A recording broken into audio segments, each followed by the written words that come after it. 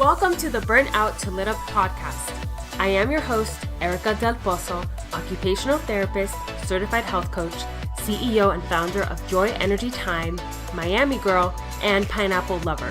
In this podcast, we provide the resources on how to deal with stress, burnout, and anxiety, how to get energized, find true satisfaction and alignment in your life, and more. You will learn how to slay your burnout beast and go from burnt out to a lit up life. Let's do this.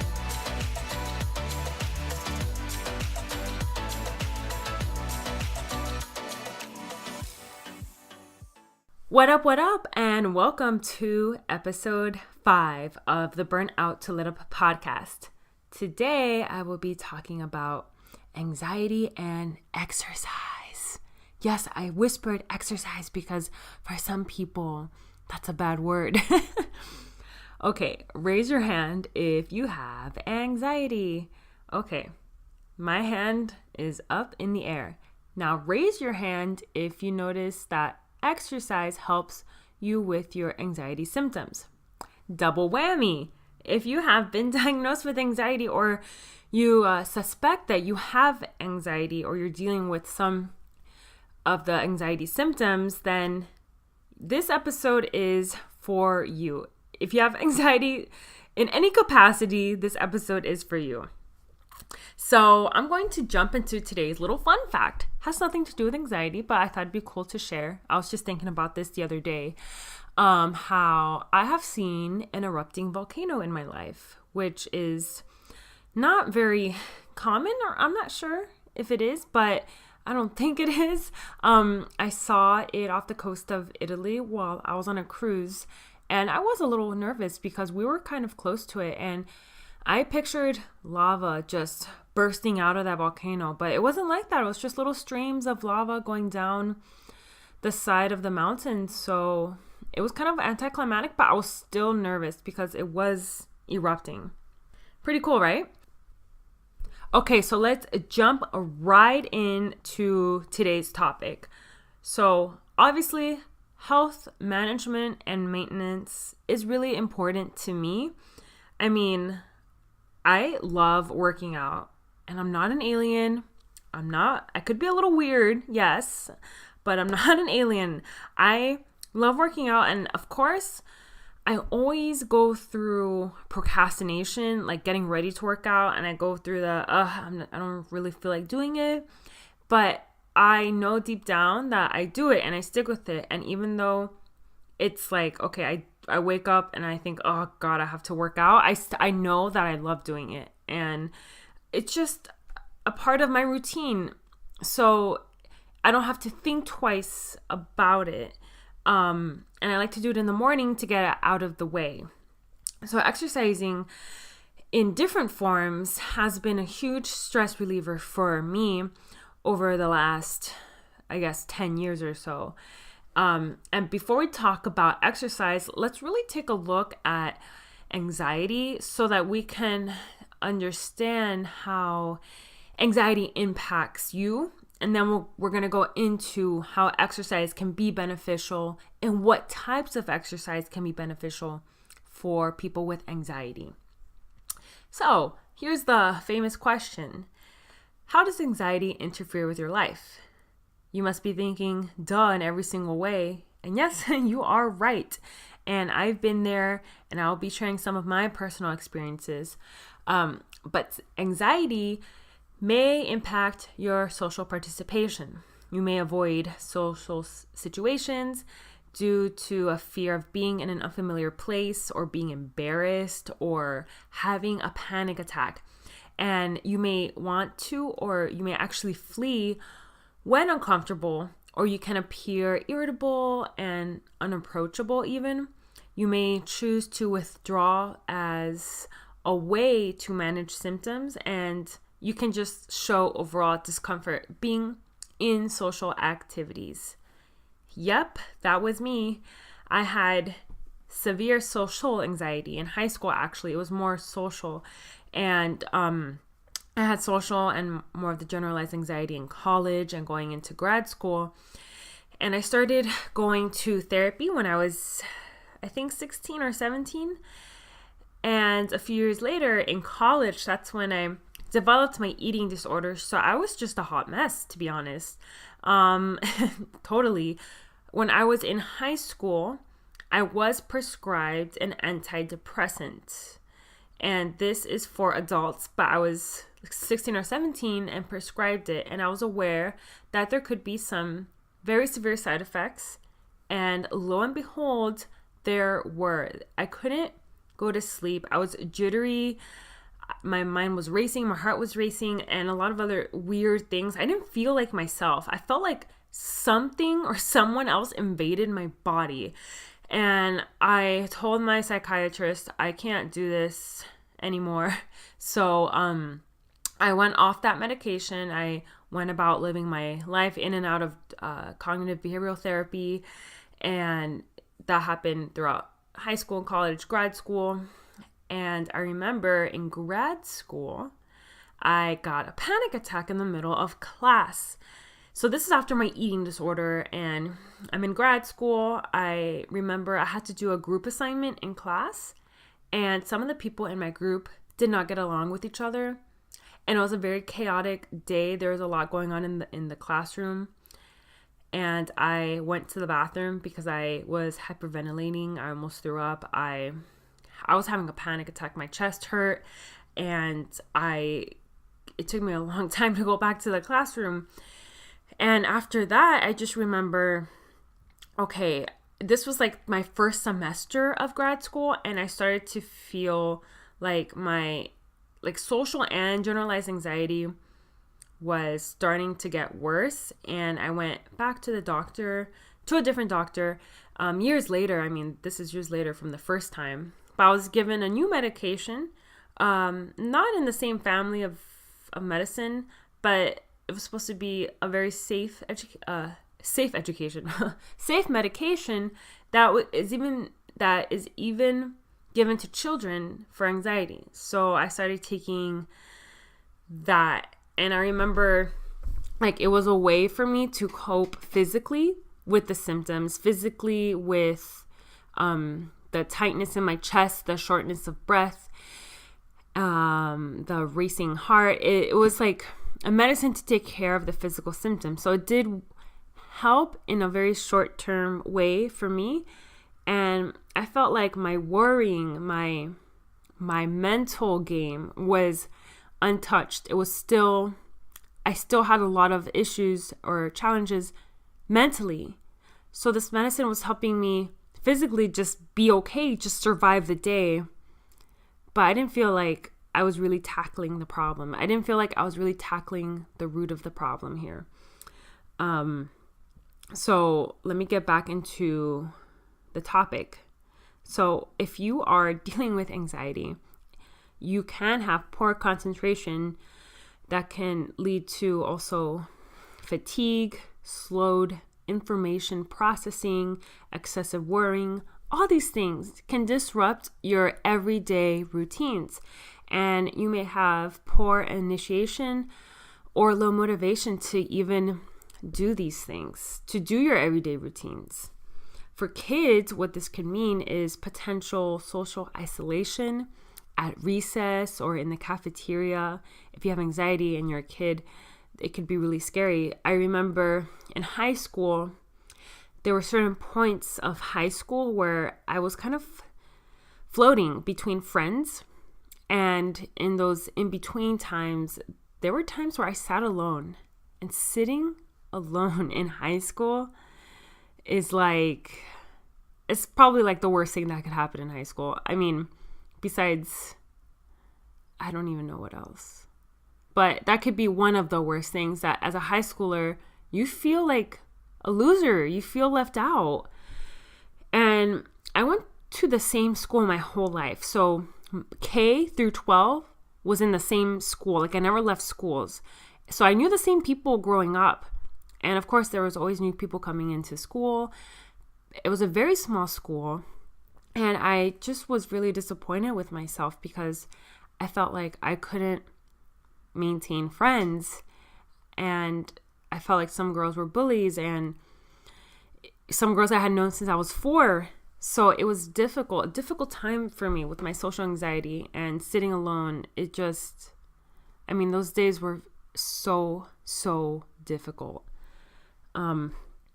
Anxiety can lead to difficulties concentrating, like I mentioned earlier, processing information. So not only does that interfere with your ability to do your daily routines, but it can also interfere with your ability to follow directions and complete assignments. So when I had to complete assignments in groups, it was hard for me to focus. And anxiety can lead to a general avoidance of speaking up altogether in class. And when I got called on, you remember this fear, right? When you were a kid and you got called on to read a paragraph in class out loud. Oh my God, it was like so painful, like scratching your nails on the chalkboard. Sometimes I grew up having a stuttering problem and I still stutter sometimes. So when I was younger, trying to read in front of a class, my stuttering was worse and I hated it. It caused so much anxiety. So being called on for kids that have anxiety is terrible. And I actually have overcome most of my stuttering.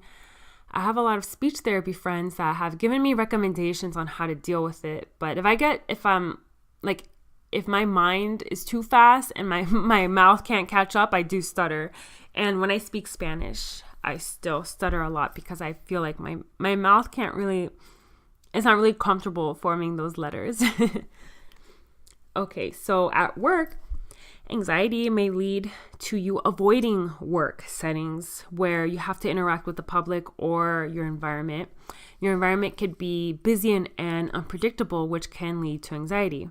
So when I started in my second occupational therapy job, that's when, I take that back. When I graduated from school and I started the real world in my first job out of school, that's when I started taking that new medicine that was safe for children.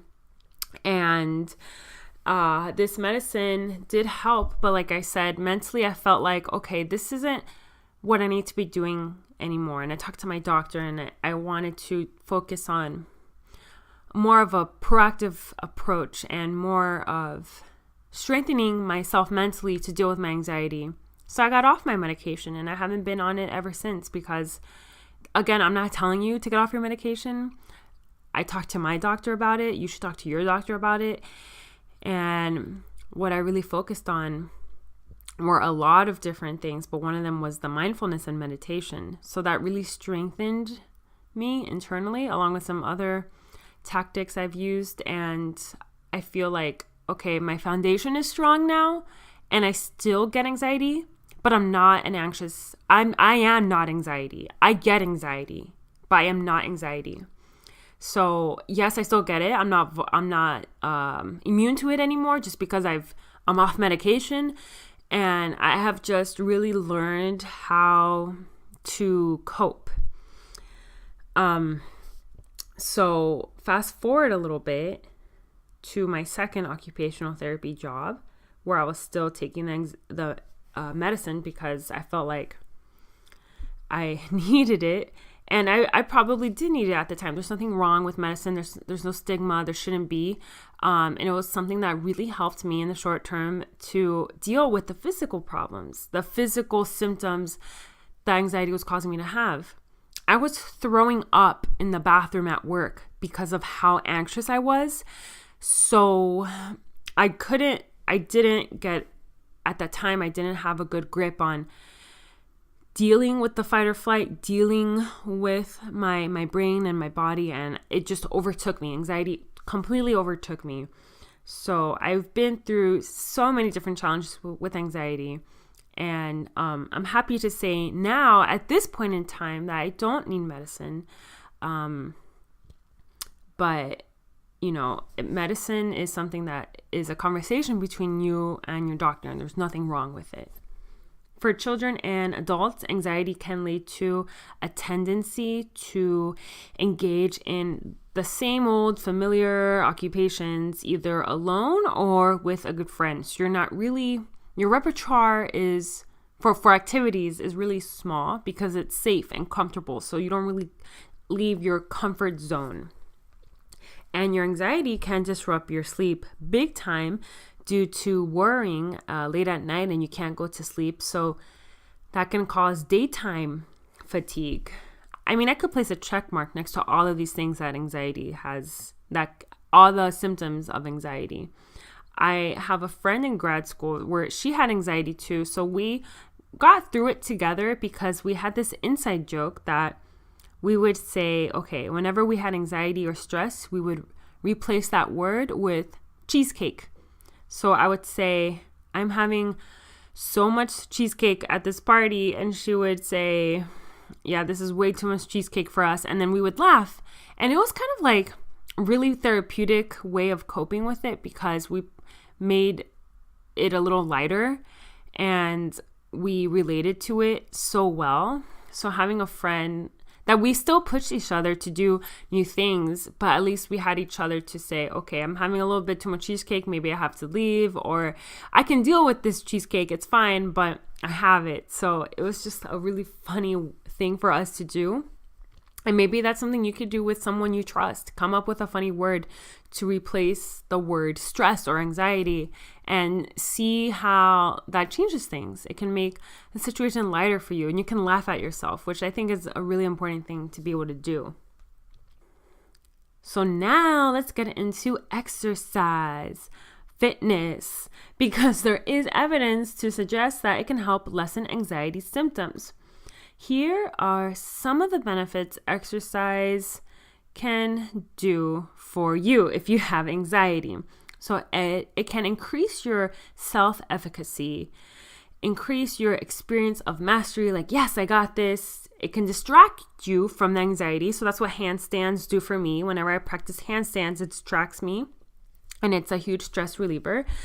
And it could just have so many effects on your self-concept and even chemically down in the body, neurotransmitter changes and peptide changes. So exercise mentally and physiologically has many benefits. And I reviewed a systematic review that used all relevant published randomized controlled trials in which exercise was being used as an intervention for diagnosed clinical anxiety disorders. I promise I will do my best to not bore you, but I just want to share the evidence with you. So I'm going to summarize. I teased and pulled apart the things that I know you want to hear, and the really important things about this. So I'm going to summarize a few key points from a study called Exercise for Anxiety Disorders, a Systematic Review, published in 2013. I can't say the names of the authors, and my God, I don't think I can even try. So all the studies that I will be talking about are in the show notes. Okay, so here are some takeaways from that study. They reviewed studies. So it's a study within a study, like a dream within a dream. So get ready for this. One study found that both aerobic and non-aerobic exercise increased quality of life versus no exercise for patients with panic disorder and anxiety. So both types of exercise increase quality of life. Another study within the study I mentioned found beneficial effects of structured exercises, particularly running, and including anxiety reduction compared to placebo pills. So the placebo pills in this particular study, didn't yield significant outcomes, but the running along with other anxiety reduction techniques helped these participants in the study. Another study found that exercise plus the antidepressants yielded significant incomes according to this anxiety scale versus the relaxation and placebo pill group for patients with panic disorder. So that goes to show that anxiety and exercise plus Other studies showed exercise plus antidepressants or exercise plus anxiety reduction techniques, that those are beneficial versus the placebo or versus the relaxation or no exercise group. So pretty powerful, huh? When I bring in the evidence, right? It's not just me talking out of my butt, but I'm sharing evidence with you. The study within the study found that exercise with cognitive behavioral techniques yielded significant reduction in depression symptoms versus the group that just received education with cognitive behavioral techniques. So exercise with the cognitive behavioral techniques, much better results than just cognitive behavioral techniques and receiving some education. So exercise combined with the other supplements you are taking for anxiety. Okay, now shifting our attention to yoga, because there are a ton of articles and research about yoga and anxiety. And briefly, I'm just going to describe what yoga is for newbies that have never tried it or have even heard of it, which I'm sure everyone has heard of yoga. But it's a mind, body, spirit connection, and it is considered an integral part in achieving happiness in everyday life. It's very old, originated in India thousands of years ago. And I have another study, a systematic review of yoga for state anxiety, considerations for occupational therapy. This study is great because it talks about the benefits of yoga, and yoga involves what really yoga consists of is a system of relaxation, exercise, and breathing, composed of different aspects like observing your mental and physical purity, posture, breath control, withdrawal from sense objects, concentration, meditation, and higher consciousness. Yoga has been shown to cause some physiological effects, like it slows down your breathing, increases your oxygen, reduces your blood pressure and heart rate, increases blood flow and muscle tone, improves your overall strength and flexibility. I love using yoga with my kids that I work with at the clinic because yoga for kids is amazing. It helps them with their body awareness, gives them the sensory input that they're seeking, helps with their motor planning, how they plan their movements, their attention, their self-regulation. It's amazing. So if you have kids or you work with kids, give yoga a try. You can even order they have cute yoga cards for kids on Amazon. So I'm going to end this episode with just some of the things that you may experience in a yoga class, how those impact anxiety specifically. And this was a study. I'm sorry if I'm killing you with studies, but I'd rather be over prepared with evidence, right?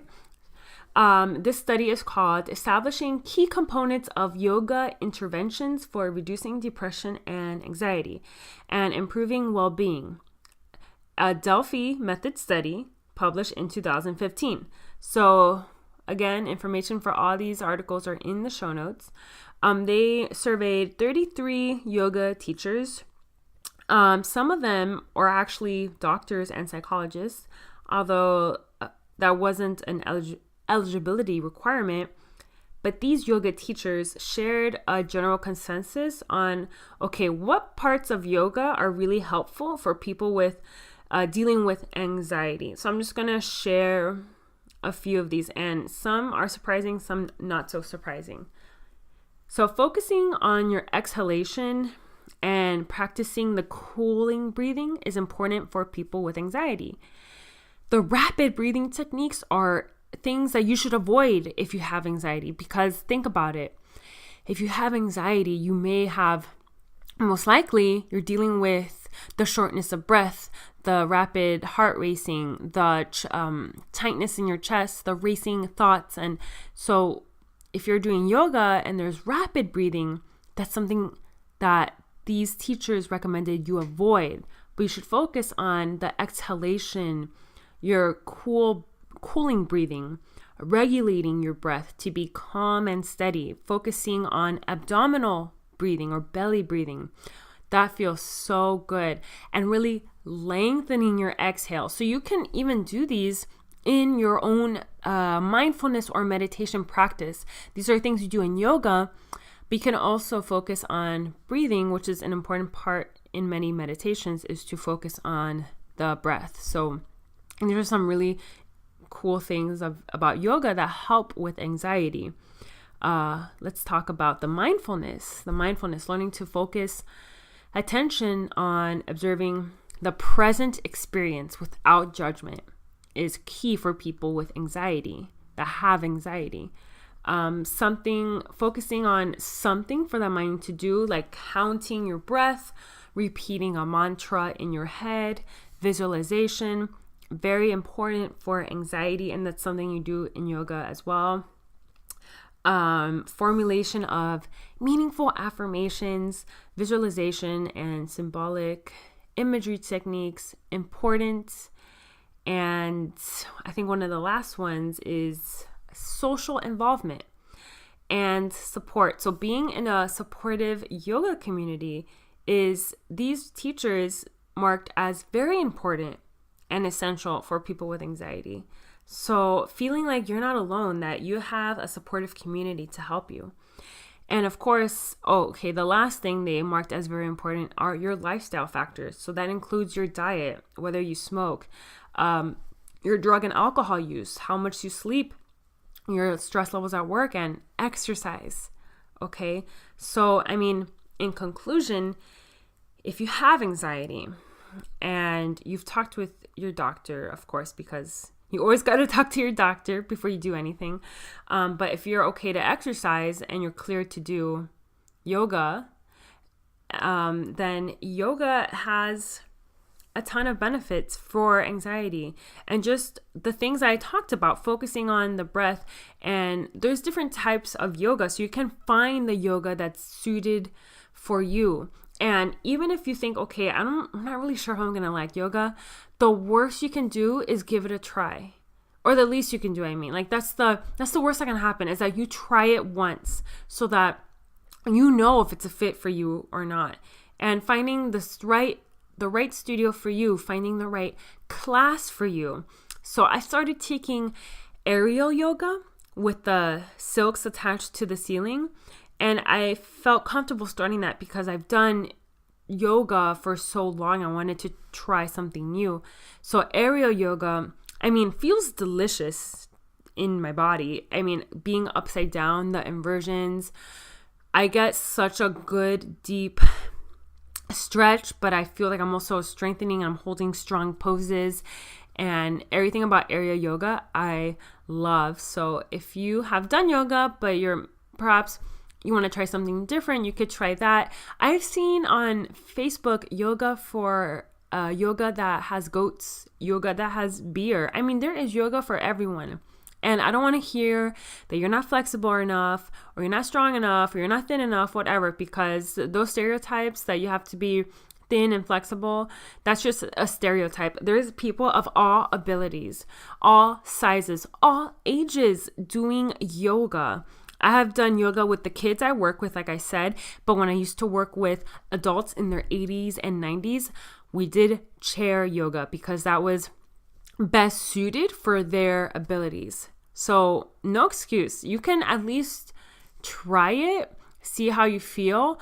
And if you have anxiety, I highly recommend it. The studies I read, they focused on, like any type of exercise is good for anxiety.